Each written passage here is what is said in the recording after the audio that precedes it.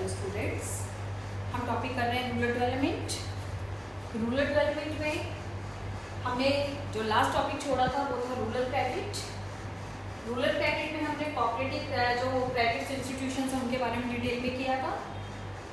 अब गांव में लोन प्रोवाइड करने के लिए और बहुत सारे इंस्टीट्यूट है, commercial bank, regional rural bank और नाबार्ड।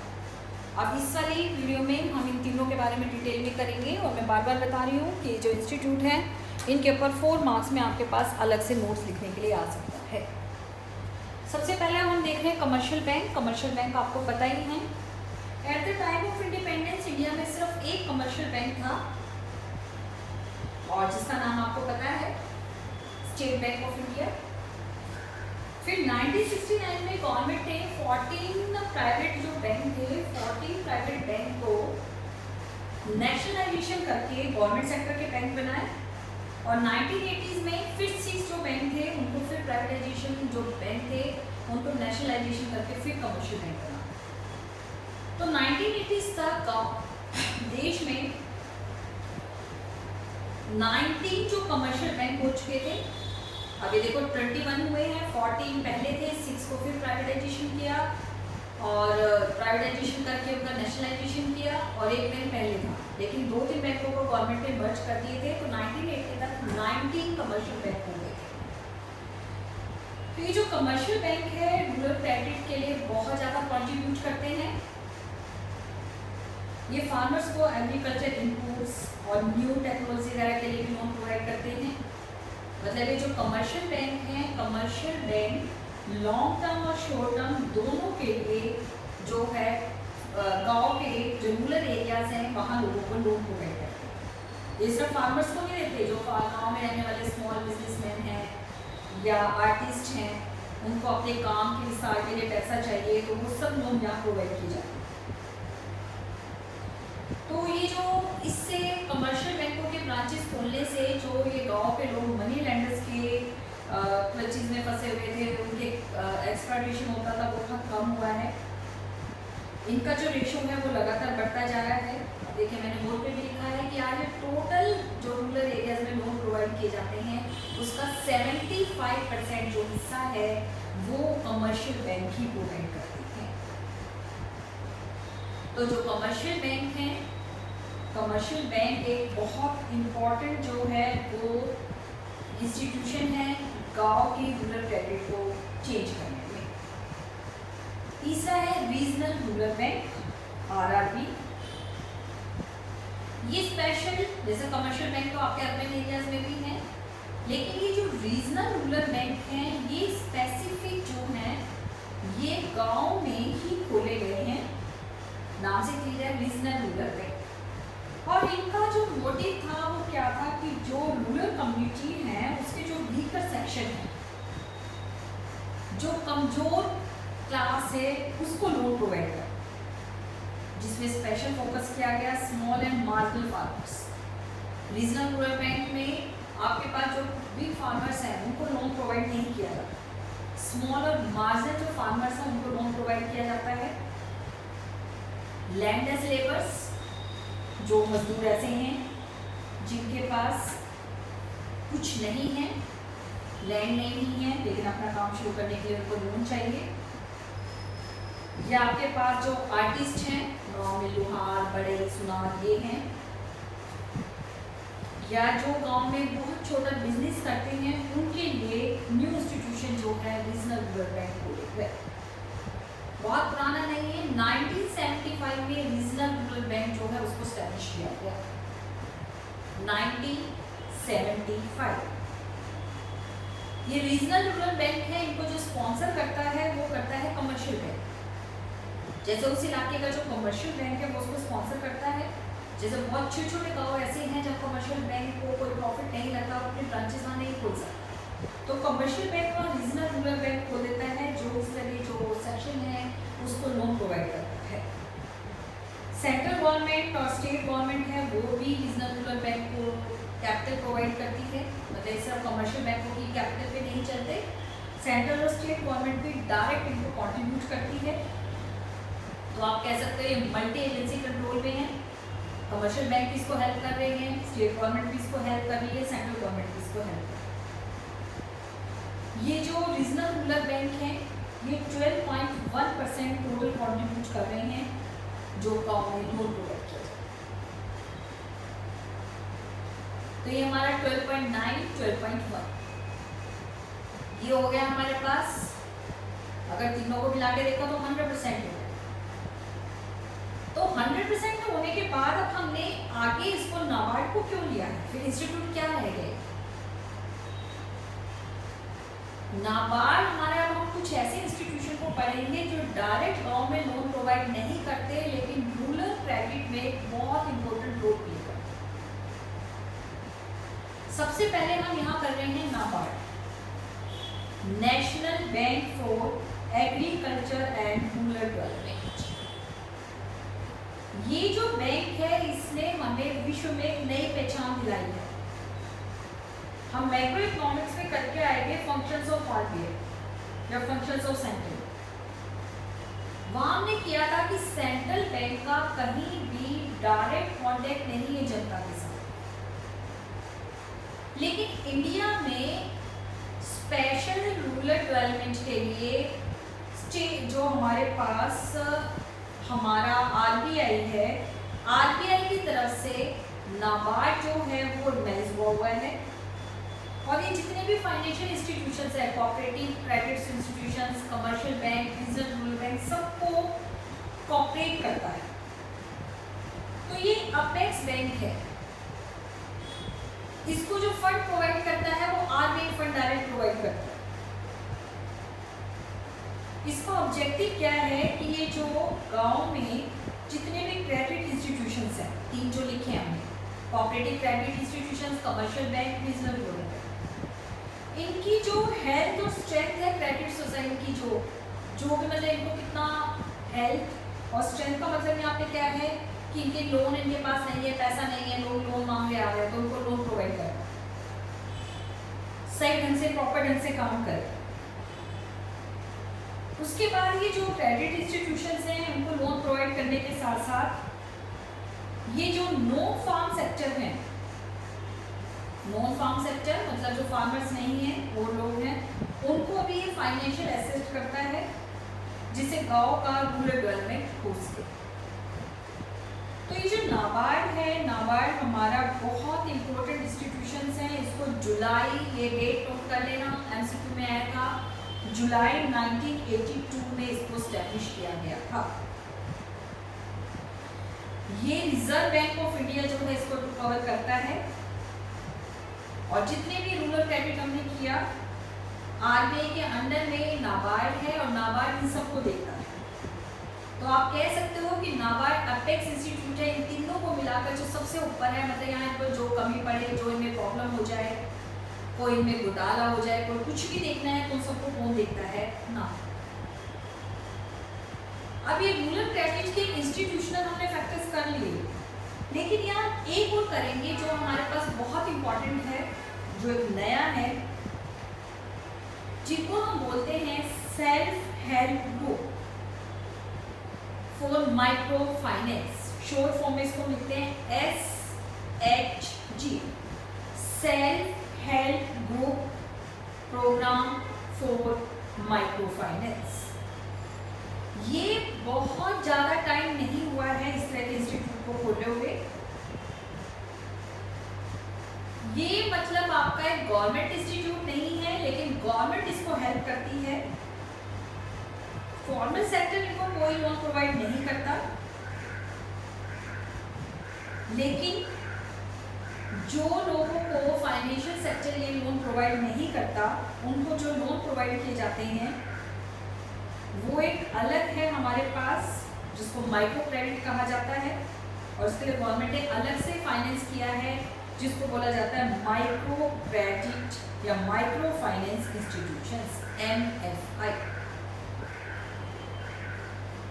तो ये जो है MFI है, ये 25,000 तक का लोन जो है पुअर पर्सन्स को बिना किसी चीज के गिरवी रखे हुए प्रोवाइड करता है। और self employment scheme, self employment scheme जो है कैसे इसकी हम शुरुआत से करते हैं, इसकी शुरुआत कैसे? इसकी शुरुआत लोगों ने खुद ही शुरू की। इसकी शुरुआत शुरू हुई इंडिया में सेल्फ हेल्प ग्रुप से, SHG। ये जो प्रोजेक्ट है, ये प्रोजेक्ट पायलट प्रोजेक्ट नाबार्ड ने शुरू किया था सेल्फ हेल्प ग्रुप का। इसमें क्या होता है, सेल्फ हेल्प ग्रुप में 15 से 20 लोग जो एक ही कॉमन इशू लेके चल रहे हैं, फार्मर्स हो सकते हैं, बढ़ई हो सकते हैं, सुनार हो सकते हैं, ये लोग अपने ग्रुप बना लेते हैं और ग्रुप बनाकर हर एक पर्सन जो है अपना एक छोटा सा स्मॉल अमाउंट एक यूनिट स्टैब्लिश कर दी और उस यूनिट में ये जो स्मॉल हेल्प ग्रुप के जो मेंबर्स हैं बहुत स्मॉल प्रोपोर्शन जो है वो प्रोवाइड करते हैं। मान लो 500 रुपये से शुरू करते हैं। अब 500 रुपये से शुरू किया, 10 मेंबर्स हैं तो कितने पैसे इकट्ठे हो गए? 5000।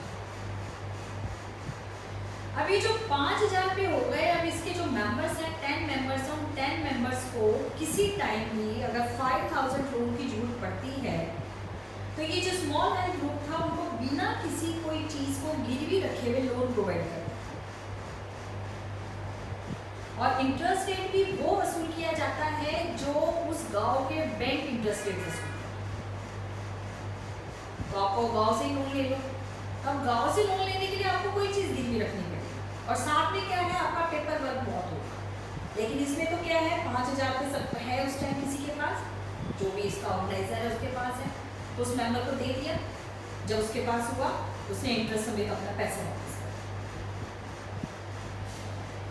अब इसमें धीरे धीरे लोगों ने शुरू किया।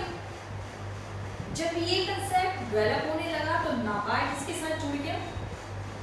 नाबार्ड ने इसको एक माइक्रो प्रोजेक्ट के रूप में शुरू किया और माइक्रो प्रोजेक्ट के रूप में शुरू करने में जो इंस्टॉलमेंट जो पेमेंट करने थे, वो लोन प्रोवाइड करने की जो इंस्टॉलमेंट नाबार्ड से जुड़ने के बाद में इसमें इंस्टॉलमेंट की सुविधा दे दी गई कि मान लो 5000 रुपये आपने लोन लिया, वो एक साथ नहीं दे सकते तो आप इंस्टॉलमेंट में पैसा वापस कर दो।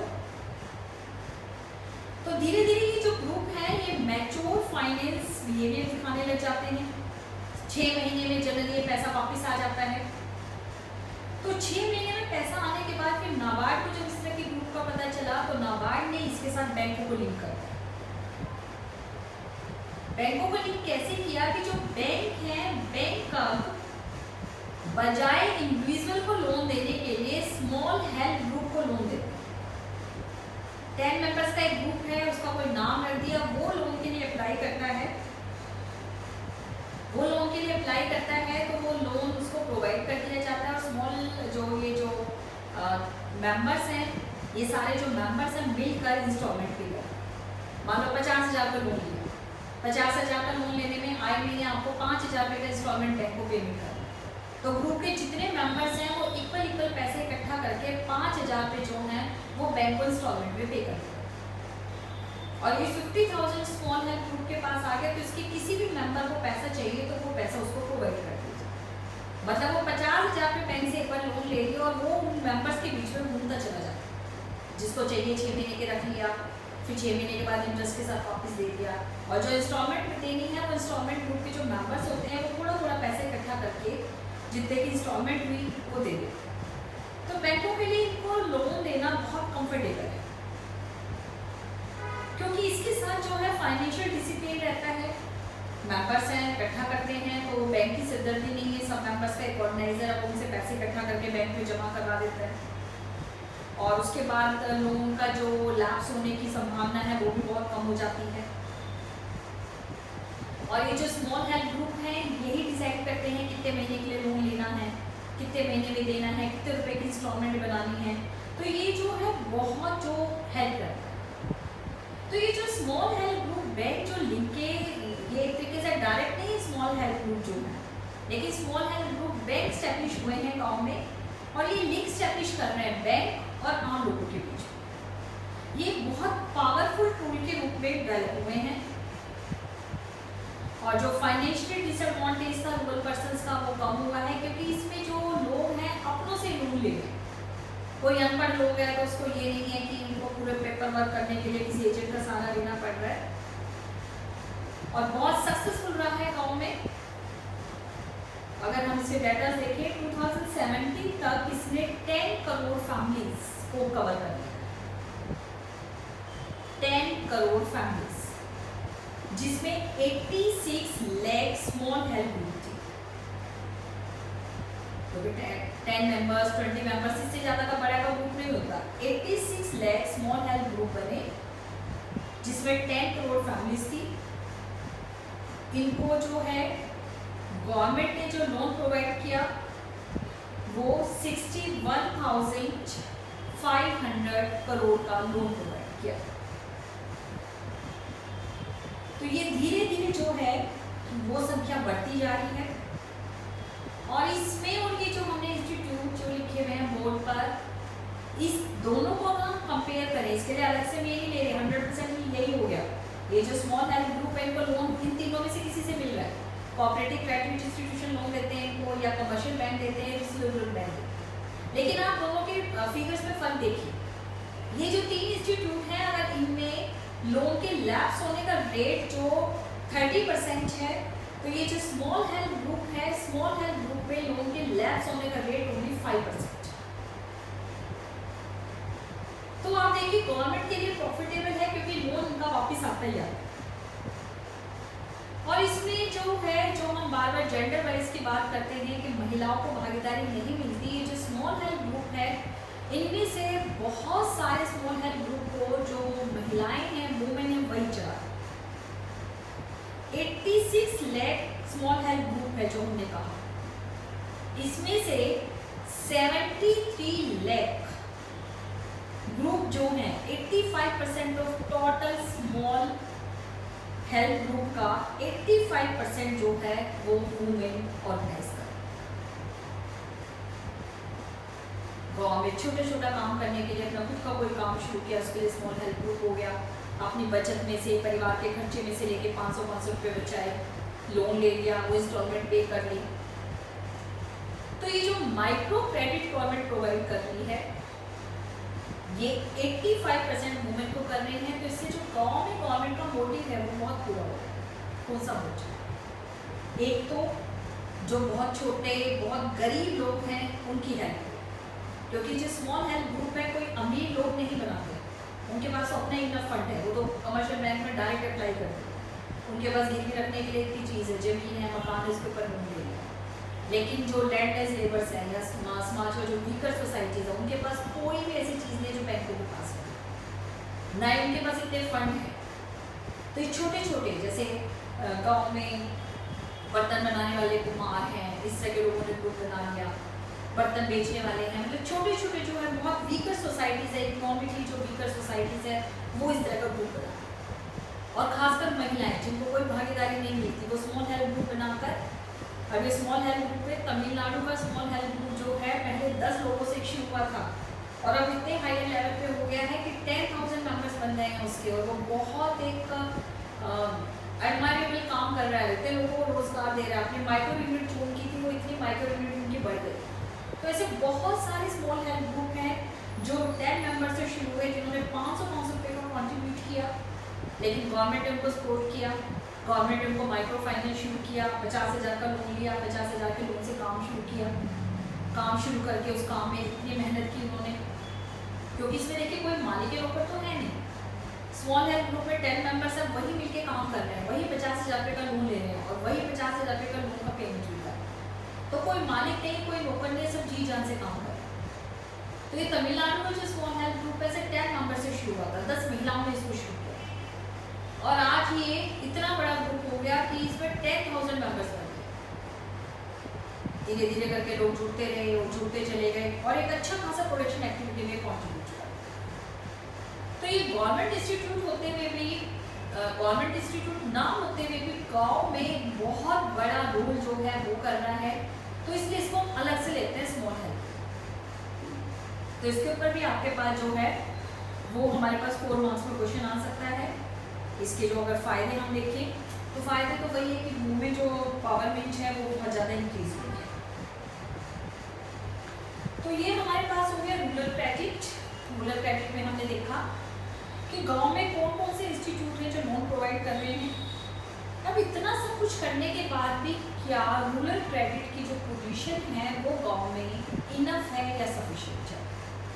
तो हम करेंगे critical appreciation of rural credit, कि आप कह सकते हो क्रिटिकल एनालिसिस, क्या अच्छा हुआ है और क्या कमियां हैं। अब क्या अच्छा हुआ है ये तो हम सारा कर ही चुके हैं, कितने % लोन मिल रहे हैं, कितने लोगों को मिल रहा है।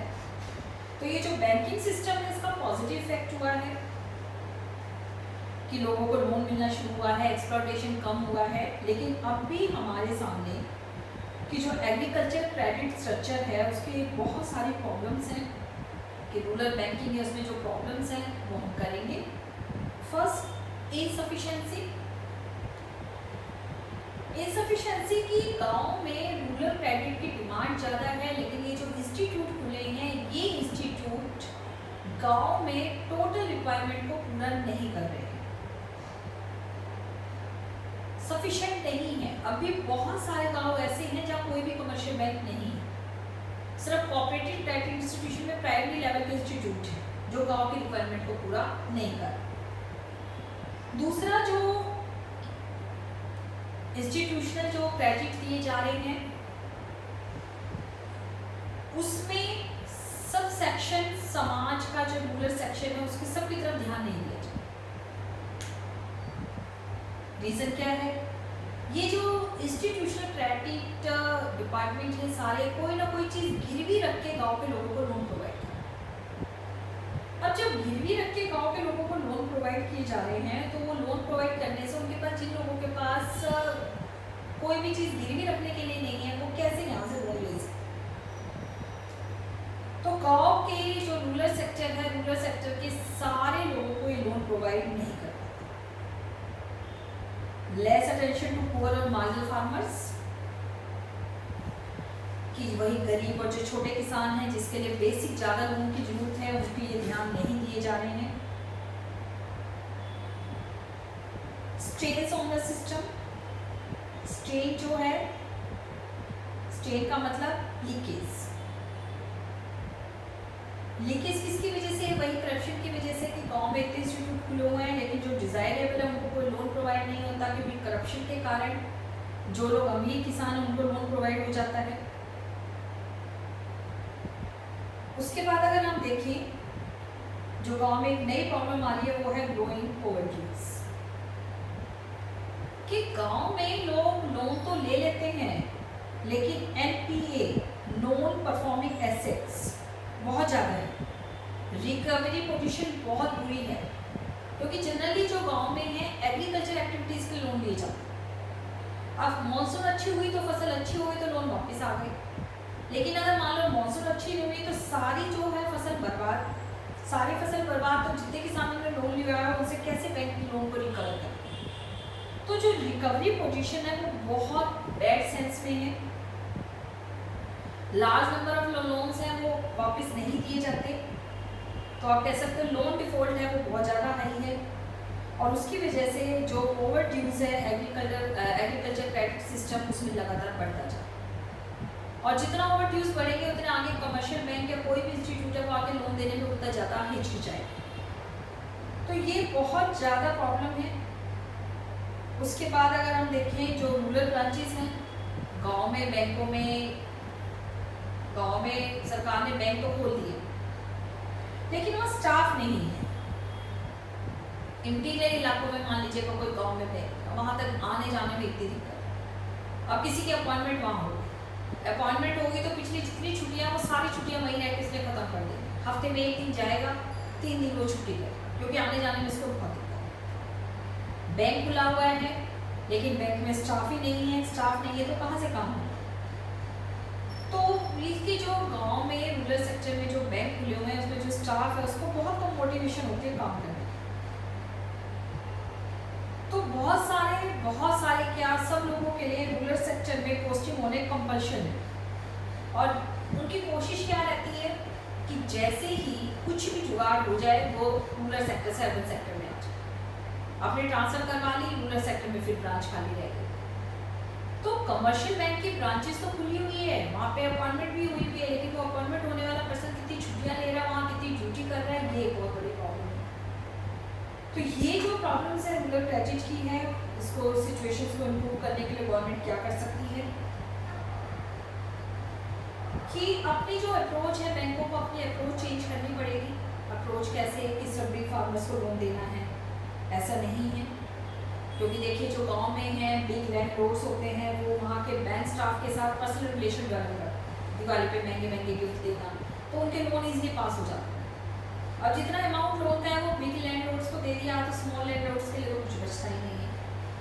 तो गवर्नमेंट को इस तरह की अप्रोच को बदलना होगा, जिससे जो स्मॉल फार्मर्स हैं उनको भी लोन मिल सके।